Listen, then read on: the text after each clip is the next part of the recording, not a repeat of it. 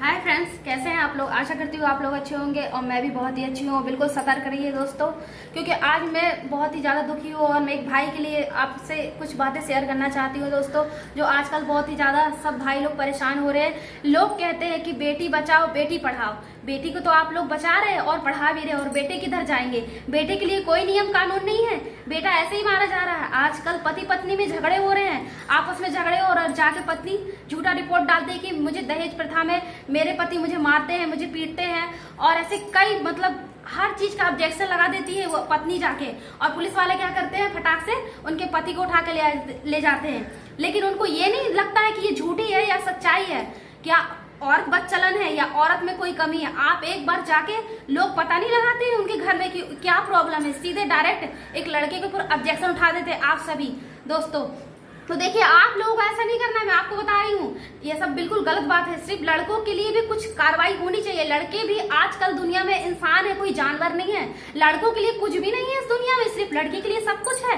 कितने कितने कांड हो रहे हैं आप देख सकते हैं। मध्य प्रदेश में इंदौर में मेघालय में गई थी सोनम राजा को लेके, और उधर पर उसको ले जाके हनीमून के लिए अपना मतलब तैयारी की उसने कि मैं हनीमून में राजा को लेके जाऊंगी। और सोनम राजा को हनीमून के लिए वहां पर लेके गई दोस्तों। और वहां पर वो ऐसी जगह लेके गई जहां पर बहुत ही ज्यादा खाई और वहां पर बहुत ही लड़कियां मतलब किडनैपिंग होती है। वो बंगाल के आसपास में पड़ता है दोस्तों। वो वहां लेके गई और वो अकेली नहीं गई थी, साथ में अपने 4 जिसको भी अपने मतलब पैसे दे के उसने मर्डर करवाने के लिए लेके गई थी राजा को सोनम अपने साथ में। तो उन्हीं उसका ऐसा मतलब दिमाग में उसका ऐसा चल रहा था दोस्तों कि मैं अपने पति को बिल्कुल अपने रास्ते से बिल्कुल हटा दूंगी, उसका पूरा मर्डर कर दूंगी। वो 4 लोग के साथ में गई थी, अकेले नहीं गई थी। उसने पूरा प्लानिंग की थी कि मैं जाऊंगी और अपने पति को वहां पर मार डालूंगी दोस्तों। और वो वहां पर गई दोस्तों, और आपको बता रही हूँ सीधा सीधा उसने खाई से धक्का दे दिया और सीधा सीधा बिल्कुल जवाब दे रही है कि मैंने ऐसा नहीं किया है। अगर आपकी लड़की, अगर आपकी बेटी बदचलन है तो आप किसी के हाथ नहीं बांध दीजिएगा, हाथ नहीं पकड़ा दीजिएगा, किसी से शादी मत करा दीजिएगा दोस्तों, ठीक है। इसलिए मैं आपको बता रही हूँ, क्योंकि कई माता पिता ऐसे होते हैं जो अपनी है ना बदचलन लड़की के उतनी करतूतें करती ना मायके में, इधर मुंह मारती, वहां मुंह मारती, यहाँ मुंह मारती, बदचलन साली हरामखोर कुतिया।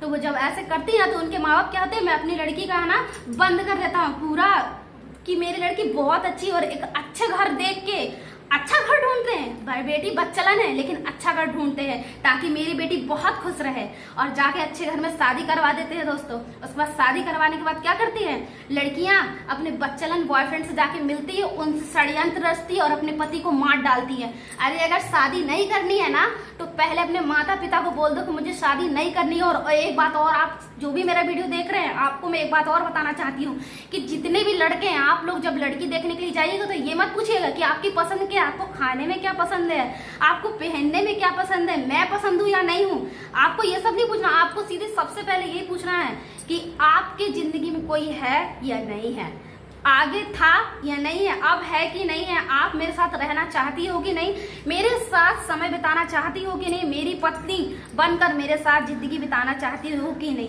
आपको सबसे पहले यही पूछना है, क्योंकि वो तो मजबूरी में अपने माँ बाप के दबाव में तो शादी कर लेती है, शादी करने के बाद आती है और अपनी अय्यासी अपने पति को दबाव डाल डाल के कि मेरा पति ऐसे करता है, मुझे मारता है, मुझे पीटता है, और सामने वाले को क्या करती है, सबको बता देती है कि मैं बहुत अच्छी हूँ, मेरा पति बहुत गलत है, और अपने ही पति को मर्डर कर देती है। ये क्या चल रहा है दुनिया में, घोर कलयुग आ चुका है।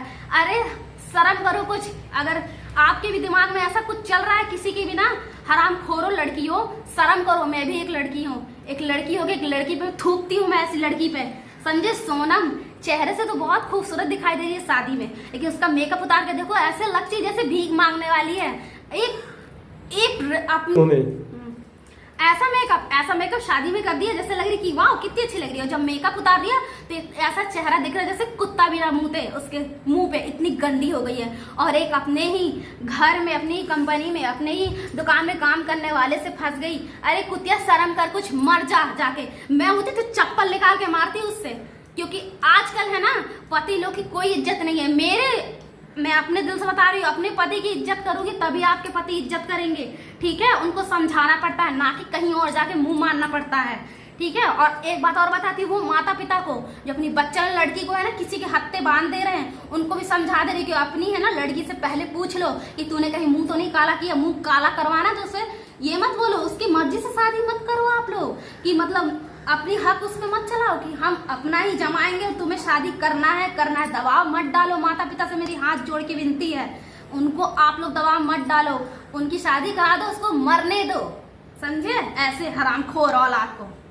तो दोस्तों मैं यही चाहूंगी कि ज्यादा ज्यादा आप वीडियो शेयर करिएगा, और मैंने कुछ अगर गलत बात की हूँ तो आप सबको मैं सॉरी बोल रही हूँ, लेकिन मेरे दिल में एक भाई के लिए दर्द है जो उसकी माँ वहाँ तड़प रही है। उसने 9 महीने कोख में अपने औलाद को रखा, उसने सोचा मेरी बहू आएगी, मेरा है ना परिवार बढ़ेगा, कितनी खुशी रहेंगे।